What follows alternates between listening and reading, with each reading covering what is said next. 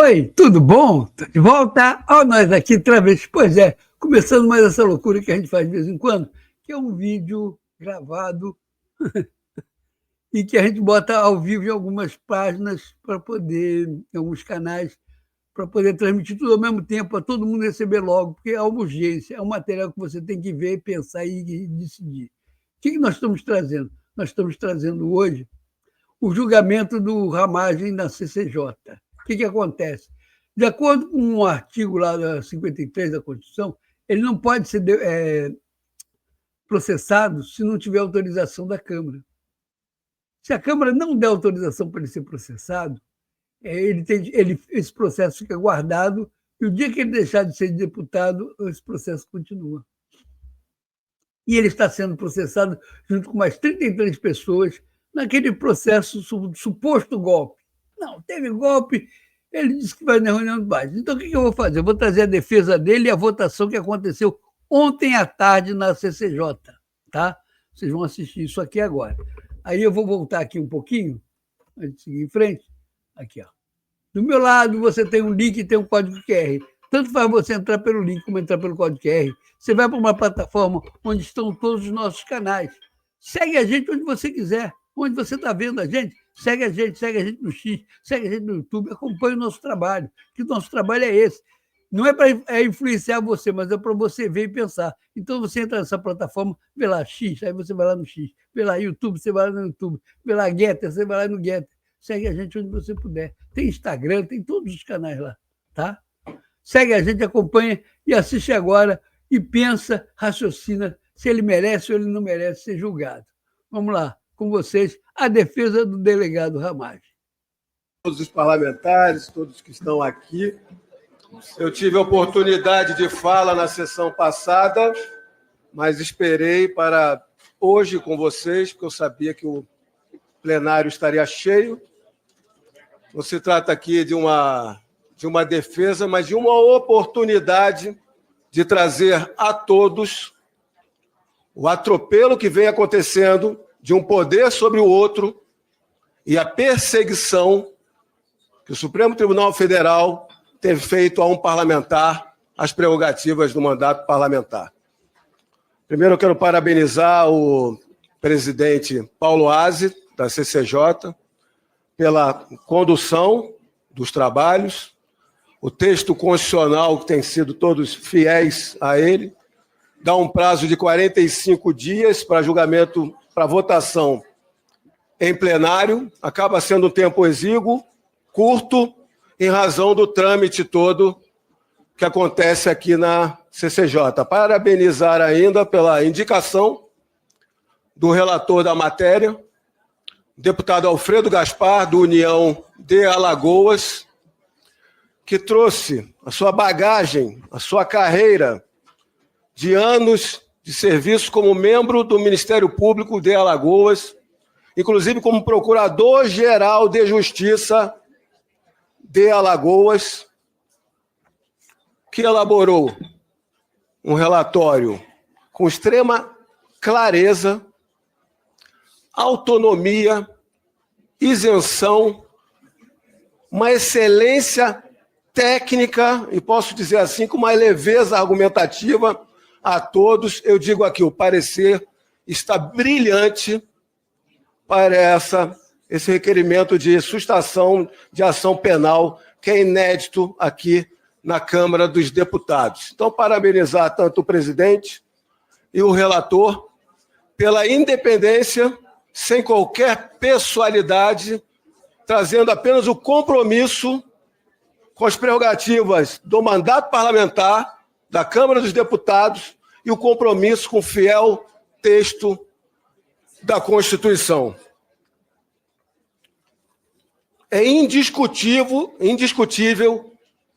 que nós vivemos hoje uma hipertrofia de um poder sobre o outro, do poder judiciário sobre o poder legislativo. Não é apenas o ativismo judicial exacerbado.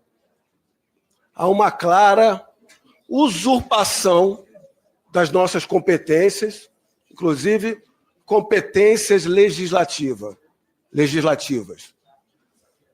Isso se reflete no tratamento com outros membros de poder. Os membros do STF não nos têm na mesma estatura que eles. Pelo contrário. Se há ainda um trato com senadores, isso advém de uma possibilidade de um controle constitucional que os senadores possuem com o STF. Hoje, o STF trata os deputados, 513 deputados, como irrelevantes. Mais do que isso, o que eu trago para vocês aqui é que, no meu caso, parlamentar eleito, com mandato parlamentar, um representante de parcela da população, eu estou servindo hoje de joguete de casuística do Supremo Tribunal Federal. O Supremo Tribunal Federal precisava colocar um parlamentar nessa ação de trama de golpe, até que ele firmasse uma competência, e assim o fez. Então, hoje eu trago para vocês aqui... Presidente, pede para diminuir o zoom, por favor. Mais uma vez, eu solicito a compreensão de todos, para que possamos fazer o silêncio necessário para que todos possam ouvir e compreender a fala do deputado Ramagem. Por favor. Eu acredito que, não sei se a totalidade, mas a maioria das pessoas aqui devem conhecer que eu tenho uma formação jurídica, que eu tenho quase 20 anos de carreira jurídica como autoridade policial federal. Estou fazendo aqui minha defesa. Ainda assim, eu não vou me ater a detalhes de termos técnicos jurídicos. Eu não vou entrar aqui em detalhes que estão claros para qualquer jurista de todas as ilegalidades formais processuais dessa ação de trama de golpe. Todos os desvios e atropelos do devido processo, da ampla defesa, da competência do juiz natural, do sistema acusatório das instituições trabalhando, eu não vou entrar aqui. Da mesma forma, eu também não vou entrar aqui na defesa de outras pessoas dessa ação. Eu vou focar aqui para vocês na parte que me foi, vamos dizer assim, imputada. Defesa de fatos, sem uma análise jurídica, trazendo uma pincelada de jurídico, que é necessário, mas trazendo fatos que estarão para os senhores com uma lógica conclusiva. Primeiro ponto que eu trago para vocês aqui do que está sendo imputado a mim. Todos aqui que devem estar acompanhando essa ação penal sabem, têm ciência, que a espinha dorsal, que é a prova mais importante do conjunto probatório dessa ação penal, se trata da colaboração premiada do tenente-coronel Mauro Cid, que era ajudante de ordem do ex-presidente da República. Não apenas ajudante de ordem, mas chefe de toda a ajudância de ordem ali. Eu reitero a solicitação. Peço aos deputados. Deputado Zé Medeiros, por favor, deputado Zé Medeiros. É imprescindível que este plenário possa ter toda a atenção devida à fala do nobre deputado Ramagem. Quero, mais uma vez, pedir a compreensão de vossas excelências. Por favor. Retornando, não há dúvida de ninguém aqui que a delação premiada do Mauro Cid é que foi a base, está sendo a base dessa ação penal.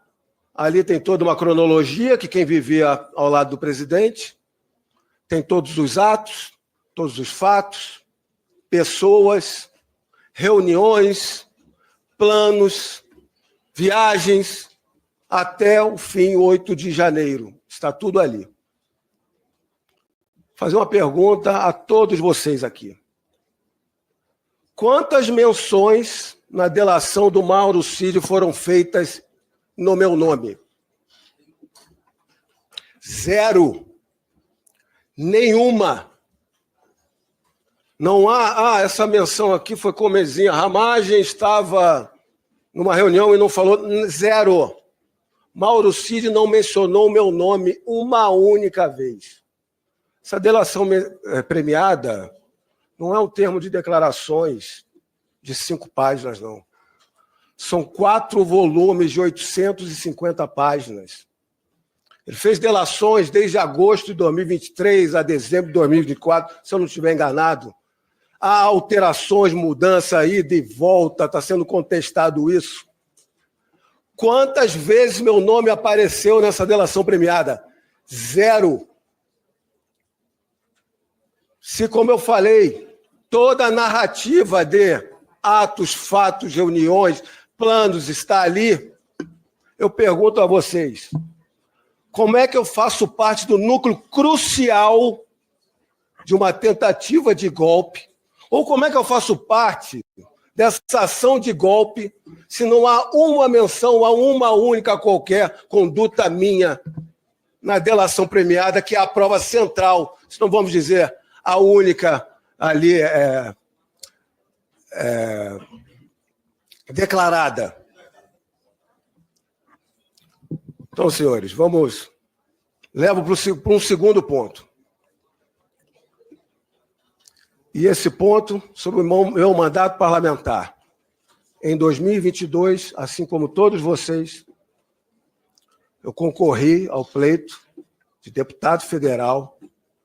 Estou aqui, vitorioso, uma eleição mais do que difícil, que todos vocês têm conhecimento. Todos vocês, muitos aqui têm mais de um mandato, têm diversos mandatos, mas todos passaram pelo primeiro mandato. Sabem a dificuldade que é. Eu me desincompatibilizei da administração pública federal, do governo federal. Eu não saí apenas da administração, eu não estava fazendo um teletrabalho, não estava em uma viagem. Eu saí de Brasília e fui ao Rio de Janeiro concorrer a uma eleição de deputado federal. Não estava mais no governo. Não tive reunião nenhuma de governo. Não estava em tratativa nenhuma de governo. Qual é a dedicação para uma vitória numa eleição para deputado federal? Todos vocês sabem. A gente tem que fazer um sacrifício na família. Nós temos que demonstrar quem nós somos. Nós temos que demonstrar o nosso propósito. Nós estamos em todos os lugares ao mesmo tempo, com uma estratégia de mostrar que o nosso propósito está ali para trabalhar a população, para dar credibilidade. E o que é essa vitória? É uma grande gratidão e responsabilidade de representar uma população. Como é que eu poderia estar fazendo tratativa de golpe se eu estava focado no Rio de Janeiro, tratando de uma campanha eleitoral dificílima, em qualquer estado da federação? O deputado Cabo Gilberto Silva fez menção na passada, assim como o próprio relator, de perseguição que já havia vivido anterior, quando eu estava na administração pública. Eu fui indicado pelo presidente da República, e é atribuição do presidente por lei, a indicação do diretor-geral da Polícia Federal. Eu cumpria todos os requisitos objetivos, ser ativo da carreira e da última classe especial da carreira de delegado de Polícia Federal. Meu currículo, eu trabalhei esse Brasil inteiro. Trabalhei em combate internacional doméstico de tráfico de drogas, trabalhei em combate em grupos de extermínio, trabalhei em grandes operações de financeiro, de tributário, de lavagem de dinheiro.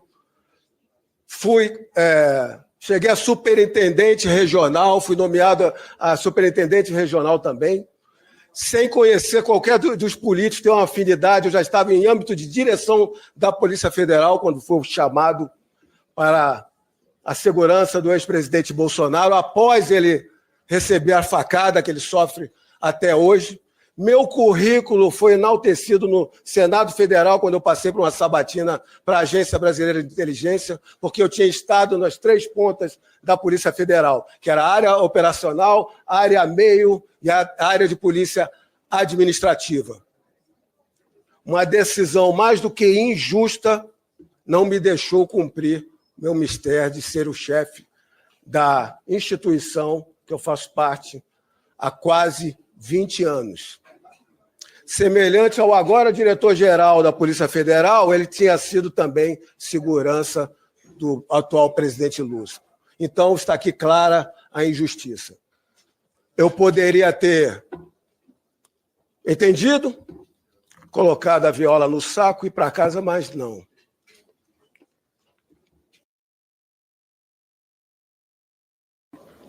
Quando a injustiça bate uma porta, Deus abre outras portas.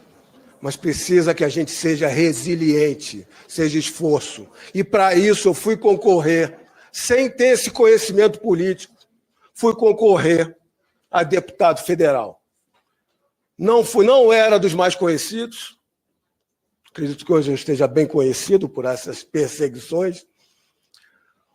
Não fui dos mais votados, são 46 deputados no Rio de Janeiro, eu fui depois dos 30 ali, mas eu tive o mérito de ter votos nos 92 municípios do estado do Rio de Janeiro.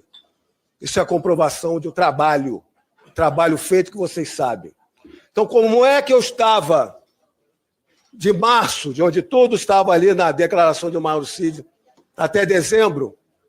Em dezembro, vim a Brasília, primeiro mandato, vim formar equipe aqui, saber dos trâmites. Em janeiro fui viajar, a gente merece. Voltei no final de janeiro para tomar posse aqui com todos vocês. Como é que eu estou no núcleo crucial de um golpe se eu não tenho menção zero? Não tem nenhuma passando ali, o Ramais estava aqui esse dia. E se eu estava em plena campanha no Rio de Janeiro?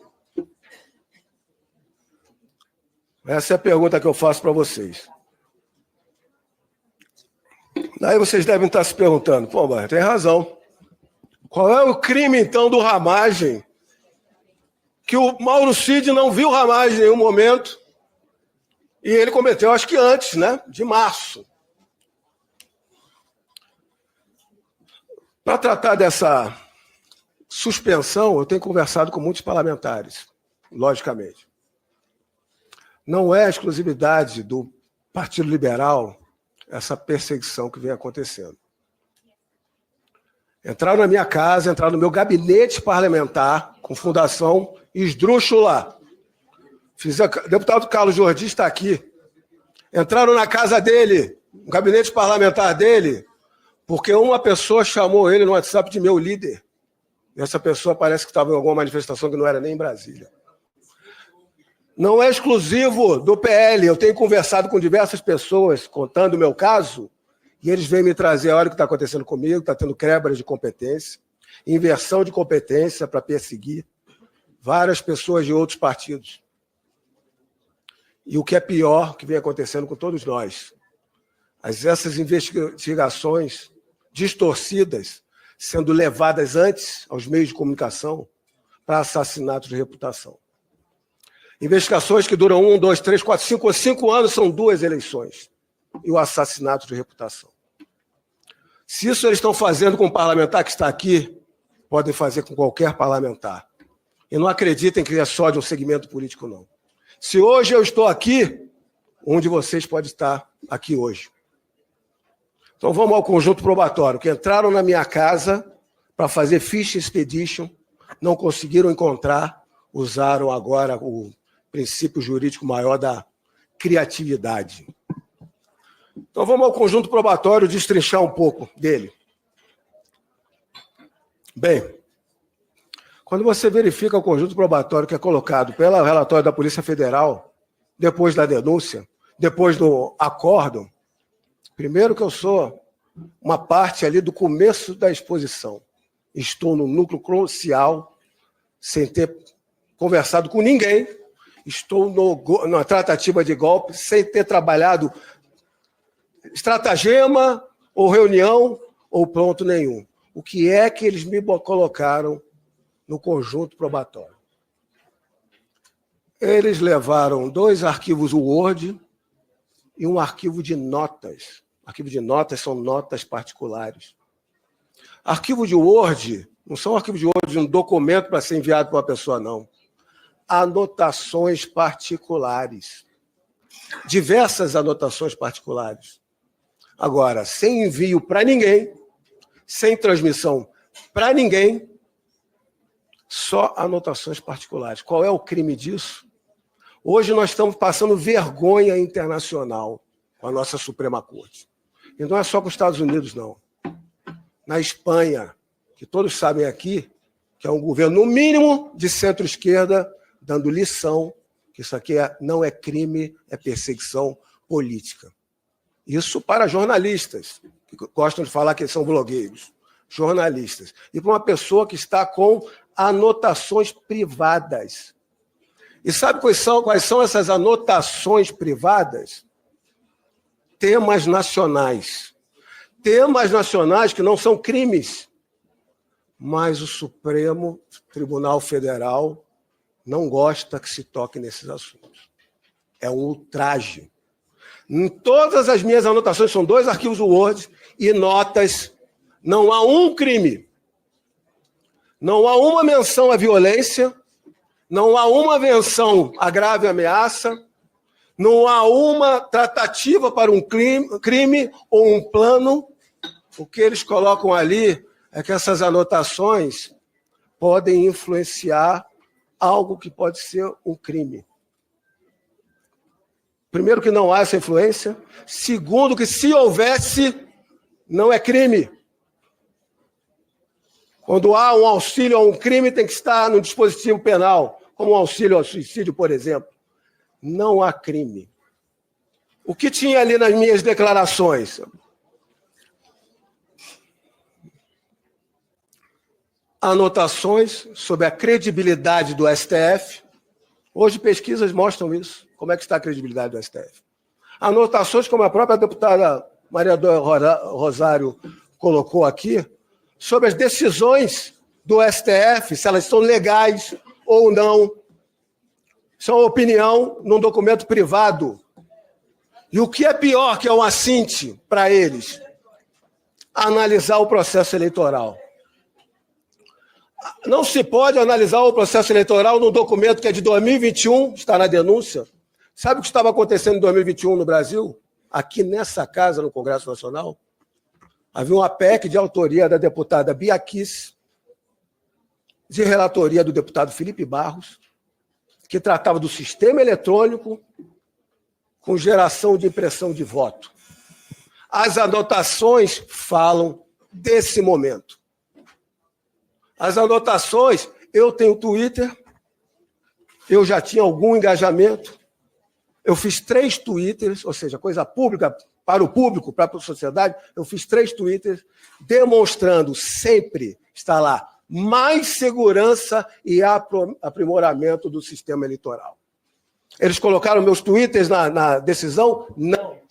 Carlos Ramagem, eu vou conceder mais 10 minutos para que Vossa Excelência possa concluir a sua fala, por favor.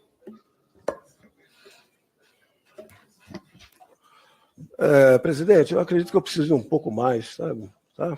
Obrigado. Eu não vou passar de uns 30 minutos, não, mas é uma conclusão aqui. Eu vou tentar acelerar, então, para vocês. Está batendo em votação aqui. Esses meus Twitters falavam em mais segurança e aprimoramento. Eles não estão na ação penal. Agora, a Polícia Federal sabe que anotações privadas não são crime. Eles precisavam de alguma comunicação. E é aí que está o conjunto probatório, que essas anotações não são. Eles fizeram, a polícia vai nos seus dispositivos, vai nos seus computadores, vai se a pessoa tiver algo no cloud, mas eles têm ferramentas para buscar mensagens apagadas. Eles conseguiram uma mensagem, está nos autos, o print das mensagens, eu enviando ao presidente Bolsonaro uma mensagem, uma única mensagem que batia com as minhas anotações. Essa mensagem é o conjunto probatório para o golpe de violação da urna. Vocês sabem o que é essa mensagem?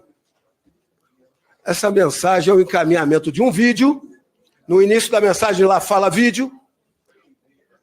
Sabe de onde esse vídeo? Do pleno do STF. de uma audiência dos ministros debatendo no STF, da exposição de um advogado, dos peritos criminais federais que faziam a fiscalização rotineira anual, pré-eleição das urnas. Eu encaminhei ao presidente Bolsonaro esse vídeo e transcrevi literalmente partes. Esse é o conjunto probatório contra mim, contra as urnas eletrônicas. Quando é que um vídeo de uma audiência do STF é crime? E aí o que eu digo mais para vocês, eu fui interrogado na Polícia Federal sobre essa mensagem. Eu expliquei a eles, isso aqui é um vídeo, está aberto no YouTube. É um plenário no STF de um advogado. Eu estava transmitindo isso e frisando, na constância de uma PEC debatida nacionalmente nesse Congresso Nacional. Expliquei à Polícia Federal. Vocês acreditam?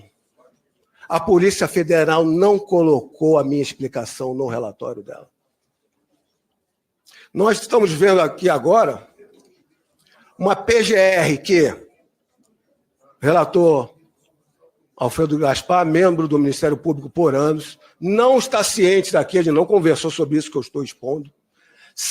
Todos sabem aqui que o Ministério Público faz investigações em todas as esferas, em todas as instâncias.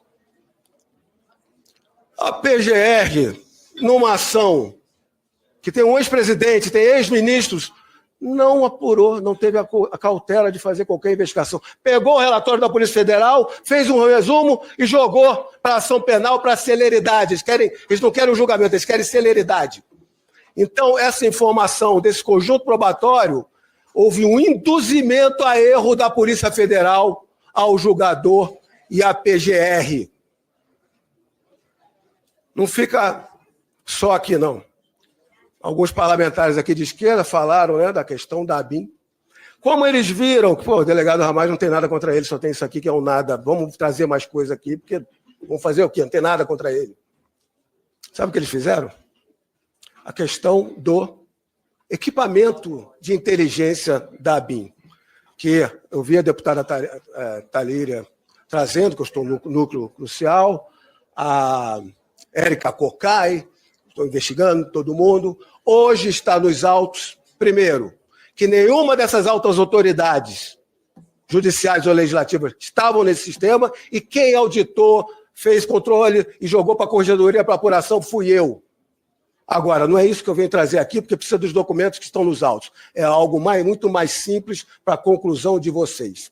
A denúncia estabeleceu que o final da execução de golpe é o 8 de janeiro.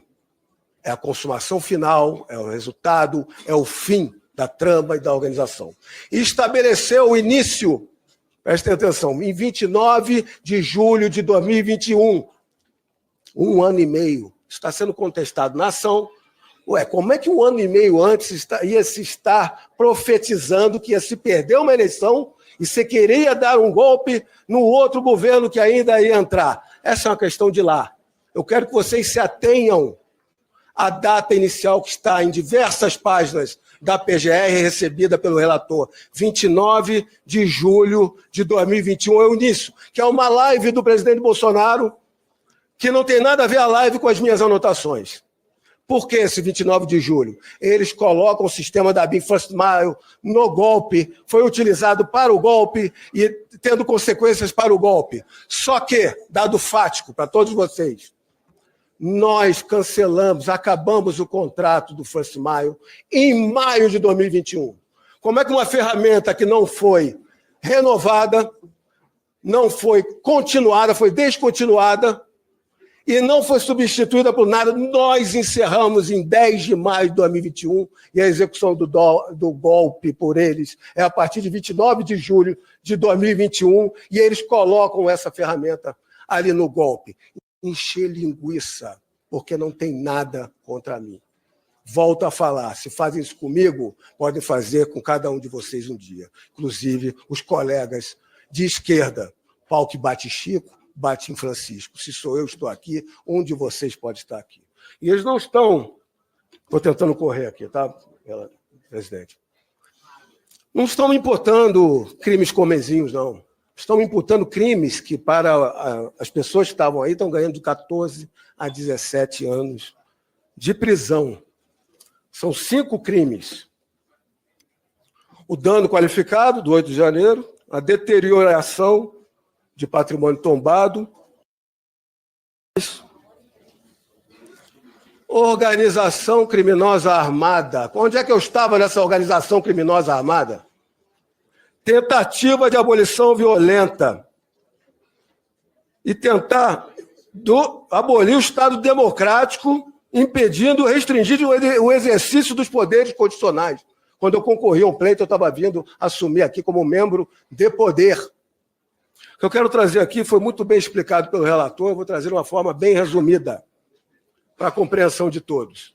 Porque o STF, na sua tentativa de interferir nessa votação aqui, quis separar crimes. O deputado, o relator, fez muito bem uma comparação do que é um crime permanente, de consumação continuada, se prolonga ao longo do tempo. Ainda mais, citou um sequestro, eu cito aqui um tráfico de drogas, onde estiver 1 tonelada de drogas, está em flagrante permanente. Pelas próprias fontes do direito, não se pode fazer essa cisão. Fontes do direito, a lei, o magistério da doutrina jurisprudencial e os princípios normativos. Não se pode fazer essa cisão. Inclusive, todos sabemos de um benefício de uma lei posterior e que não pode ser alcançada. Uma lei posterior com mais punição não pode ser alcançada aqui, mas nessa questão, sim. Por quê? Porque é uma consumação continuada. Mas ainda numa organização criminosa armada que tem um fim colocado por todos eles, que é o 8 de janeiro. Então, essa exposição jurídica, eu vou fazer uma questão a vocês. Primeiro, que o tipo penal da tentativa de abolição, ele pede emprego de violência ou grave ameaça. Onde teve violência ou grave ameaça nessa trama de golpe? Na lógica, o 8 de janeiro, mas não apenas na lógica. A denúncia colocou assim expressamente. A violência e a grave ameaça são do 8 de janeiro, depois da minha diplomação. O segundo crime também, tentar depor por meio de violência e grave ameaça, golpe de Estado. O 8 de janeiro. Então, a pergunta que vai aqui para os senhores não é a questão jurídica. Se não tivesse o 8 de janeiro, estaria tendo uma apuração agora? Estaria tendo uma imputação de tentativa de golpe? Com certeza não. Então, como é que você vai fracionar os crimes? Tem crimes sem o 8 de janeiro, onde ocorreu a grave ameaça. Está concluída. Já indo daqui a pouco para o final. Aqui eu demonstrei toda uma perseguição e como o mandato parlamentar foi um joguete. Me colocaram nessa trama de golpe sem ter qualquer vinculação. Quando eles viram, notaram. Por quê? Porque eu tenho esse conhecimento constitucional via o indiciamento da Polícia Federal, acreditei que a PGR fosse fazer um trabalho técnico, não fez. O recebimento da denúncia é o momento inicial para se utilizar o artigo 53, parágrafo 3º, que é uma competência exclusiva do parlamento, de uma prerrogativa parlamentar. Quando for recebida a denúncia, eu já estava com isso debaixo do braço e comecei primeiro o convencimento do meu partido e depois o convencimento de demais parlamentares e partidos para estar aqui hoje.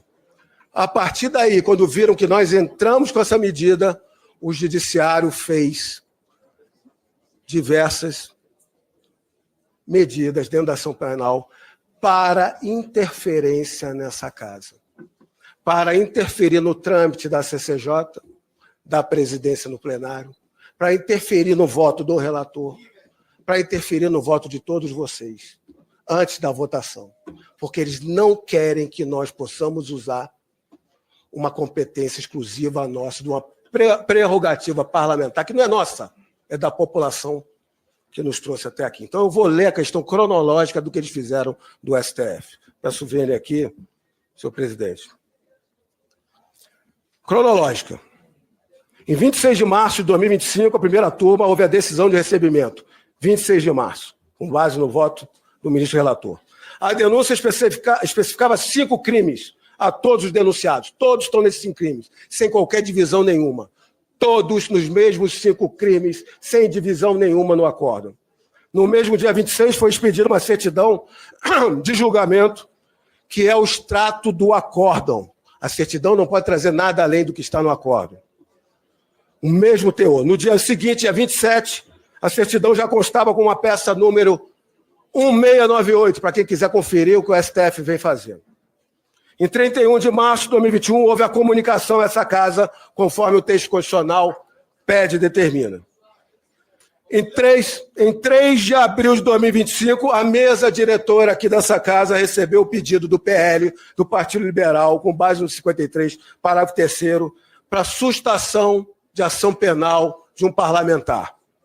A partir daí começou a correr a data, o prazo de 45 dias.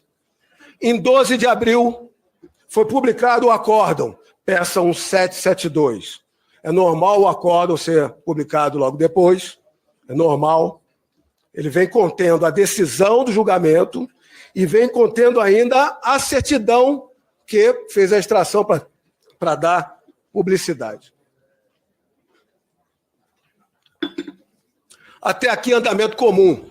O problema foi que nós entramos com a nossa medida parlamentar. Nem acórdão, nem certidão haviam feito qualquer diferenciação de imputação de crimes de qualquer dos acusados. Não fez o acórdão de qualquer diferenciação. A partir daqui começam os fatos atípicos. Em 14 de abril de 2025, deputado Lindbergh Farias, do PT, aqui é uma opinião pessoal minha, todos nós temos direito de ação, direito de petição, está no artigo 5º da Constituição. A minha crítica, eu acho que muitos concordam comigo, sabendo ainda mais que há uma usurpação de competências, é um próprio membro do parlamento levar a parcela do nosso poder, que ainda nos resta, para os famigerados que querem atropelar nosso poder.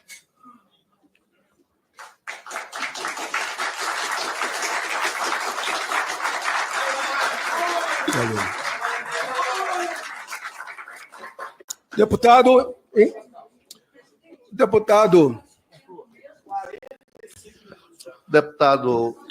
Maria do Rosário, deputado Helder Salomão, só conte. Quero esclarecer, quero apenas... Deixemos.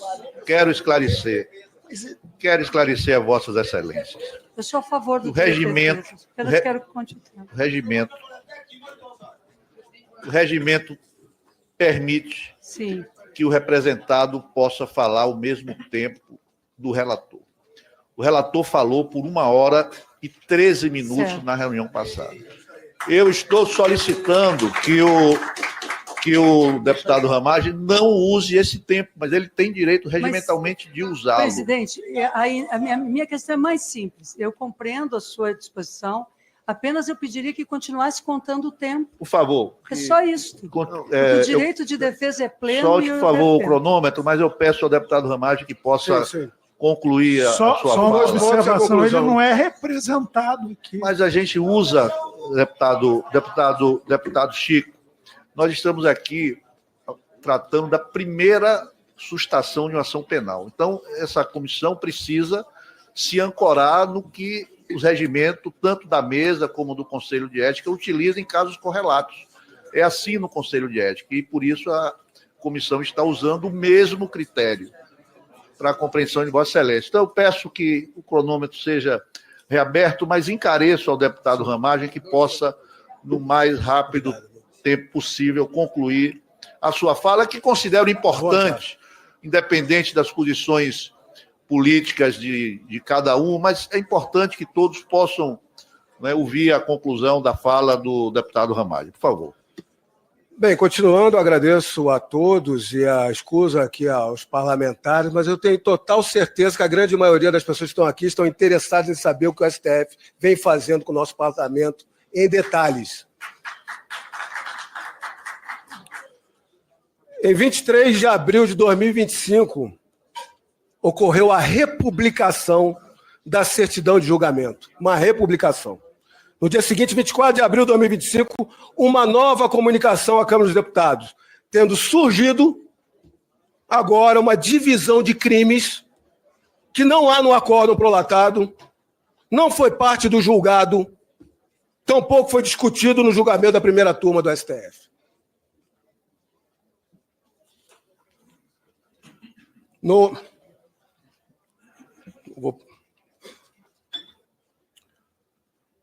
A nova certidão colocou, especificamente, em relação ao réu Alexandre Ramage Rodrigues, especificamente pelos crimes praticados após a diplomação, quais sejam dano qualificado e deterioração de patrimônio tombado. Eles trouxeram uma nova certidão que não estava no julgamento, tirando só 2 crimes, não colocando os outros, como a doutrina e a jurisprudência assim prediz para crimes permanentes e continuados. Não houve aqui uma nova certidão ou comunicação, mas um julgamento unilateral, alterando as declarações do acórdão, o acórdão ainda está lá, produzindo certidão de julgamento nula, segundo o ordenamento jurídico que nós conhecemos, porque difere do que foi julgado. Em 24 de abril de 2025, as peças 1698 e 1746, que tinham a certidão do processo oficial no STF, foram simplesmente excluídas do processo. Ou seja, a certidão original, encaminhada à Câmara, em 31 de março de 2025, deixou de constar do processo. Resta como prova porque ela faz parte do acórdão, ela é integrante do acórdão, na peça 1772, para quem quiser, ela está lá, porque a gente tem acompanhado. A primeira turma do STF alterou ainda o andamento processual público, no andamento referente a 27 de março de 2025. Deputado Ramage, um minuto, por favor. Eu peço a compreensão das pessoas que estão fazendo uso dos assentos. Existem parlamentares que estão chegando a essa reunião e não estão tendo a oportunidade de sentar. Então, eu peço a compreensão daqueles que, porventura, estão ocupando os assentos das primeiras cadeiras, que, ao chegar um parlamentar, que vossas senhorias possam gentilmente ceder o lugar para o parlamentar que possa participar e discutir a presente sustação. Eu agradeço a compreensão de vossas senhorias. Por favor, deputado Ramage. Concluindo esse tópico aqui, de forma antecipada, monocrática, do colegiado, da presidência da primeira turma do STF, surgiu uma decisão por meio de uma certidão informando quais crimes serão ou não imputados. Eles decidiram se manifestar fora do julgamento, claramente a fim de interferir, porque aqui estava iniciando esse processo de votação. Votação que vai dizer sim ou não pelos membros desse Congresso. Interferir nos trabalhos parlamentares para que não se efetive a decisão constitucional da Câmara dos Deputados.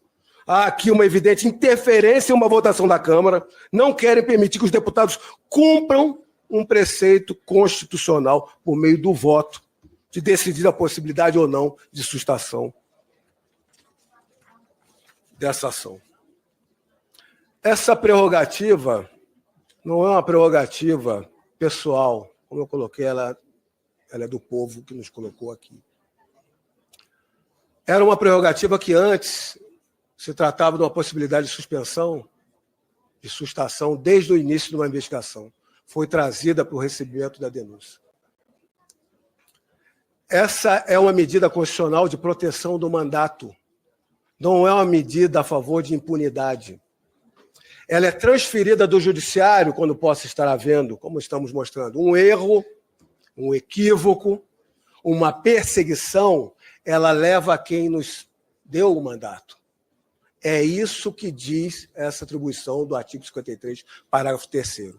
Porque ela suspende a prescrição E se o deputado, no caso, perder o mandato, não for eleito, passar pelo escrutínio público e entenderem que ele não é legítimo para estar aqui, volta à ação. O constituinte originário deseja que nós tenhamos essa proteção pela nossa nobre função. Eu venho trazer aqui, nessa parte, o que colocou o relator sobre esse assunto. Convém destacar que sustação penal não significa arquivá-la, tampouco implica na absolvição do réu. Voto do relator Alfredo Gaspar. A sustação apenas impede o prosseguimento da ação penal contra o parlamentar, enquanto durar o seu mandato. Uma vez encerrado o mandato, por qualquer motivo, a aludida ação será retomada. Nos termos do parágrafo 4º do artigo 53, uma vez formulado o pedido do partido político, o pedido deve ser apreciado em 45 dias e eventual aprovação da SEA por voto da maioria. Passa para o nosso escrutínio aqui. Com isso, o intuito da sustação cumpre o papel de prerrogativa protetiva do munus parlamentar, não servindo para protegê-lo em caráter pessoal ou com fins corporativistas. Cessado o mandato, repisa-se, já não se justifica a sustação, razão pela qual deve voltar a vigiar o princípio da igualdade com a retomada processual. Concluindo aqui, senhor presidente,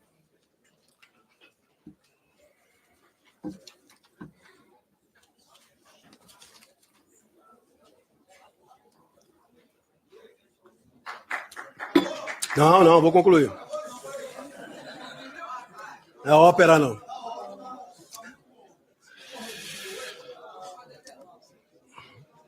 No Estado democrático, nós temos que depreciar o nosso Estado democrático de direito, mas nós temos que defendê-lo, resguardá-lo. No Estado democrático, a instância maior é aqui o parlamento. Essa frase não é minha, essa frase já ecoa lá com o ministro do Supremo, sempre. Por que é a instância maior? Porque aqui nós editamos as leis, aqui nós evoluímos o ordenamento jurídico. É daqui que sai toda a estrutura do Estado. É daqui que são criadas as instituições, suas competências, suas prerrogativas, sua autonomia, a fiscalização a elas, para como bem atender a sociedade. Nós não podemos deixar que o legislativo seja atropelado por um outro poder, e um outro poder que quer se fazer como atividade política. Do princípio republicano, constitucional inerente na nossa Constituição, para ter atividade política, tem que ser eleito pelo povo e ter mandato, e não o que eles estão fazendo aqui. Se todos nós podemos olhar, verificar a estrutura arquitetônica da nossa capital aqui em Brasília, qual é o prédio com maior imponência de todos eles? É o Congresso Nacional. Não apenas maior imponência, ele está no centro, está na Praça dos Três Poderes, está no centro, não é o Planalto nem o Judiciário, de frente para a esplanada. É o mais importante, nós estamos sendo subjugados. O que nós temos aqui é uma tentativa e um início. Por isso que tantos parlamentares estão vindo aqui, de defender nossas prerrogativas, nossas competências, e chegamos ao ponto de ter que defender o nosso mandato parlamentar. Essa é a primeira vez que essa não é uma ação que é colocada de forma comezinha em geral. É a primeira vez que é colocado esse requerimento de sustação. Está acostado a ela um relatório de brilhante excelência técnica que só vem a legitimar e dar credibilidade a esse procedimento aqui. Por isso que eu conto com todos vocês e teremos aprovação hoje aqui na CCJ e no plenário da Câmara. Muito obrigado a todos vocês. Parabéns.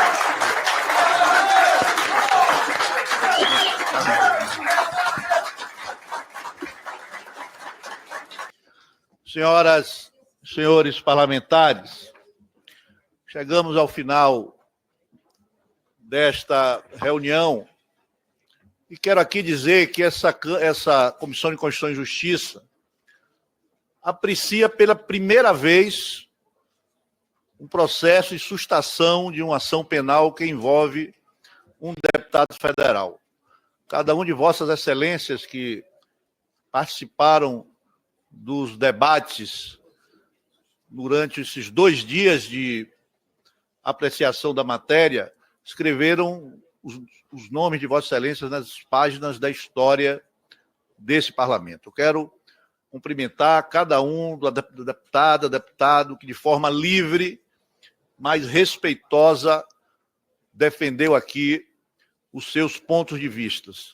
E não poderia deixar de fazê-lo, uma referência especial ao nobre deputado Alfredo Gaspar, que de forma sóbria e equilibrada pôde conduzir um parecer que, claro, não é unânime entre os parlamentares, mas que tenho muita certeza ele o fez atendendo àquilo que ele acredita como o correto, como aquilo que está amparado na nossa Carta Magna.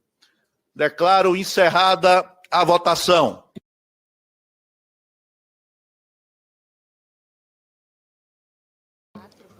Parecer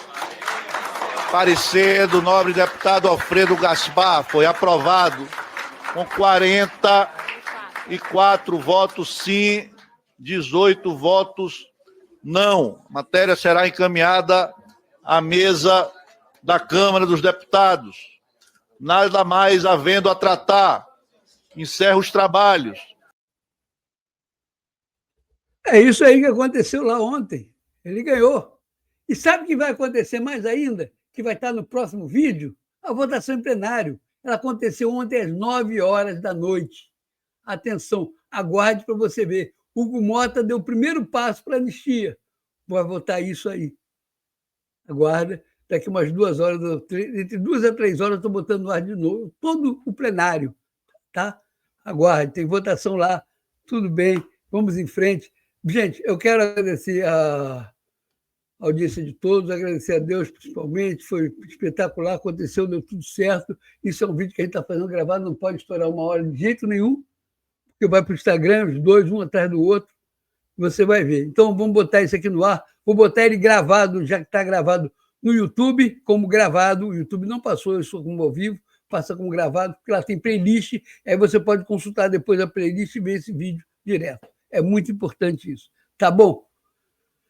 Muito obrigado pela audiência, muito obrigado pela paciência. No final tem um link, tem um código QR que te leva para uma plataforma onde estão todos os nossos canais. Segue a gente em todos os canais que você puder. Nós estamos com uma presença muito forte dentro das redes sociais, tá bom?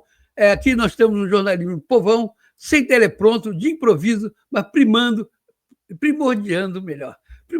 pela verdade. A verdade aqui é ponto pacífico, é coisa que a gente luta e briga por você. Não vou criar um slogan para depois falar. Estou pensando aqui, estou fazendo, como falei, tudo de improviso.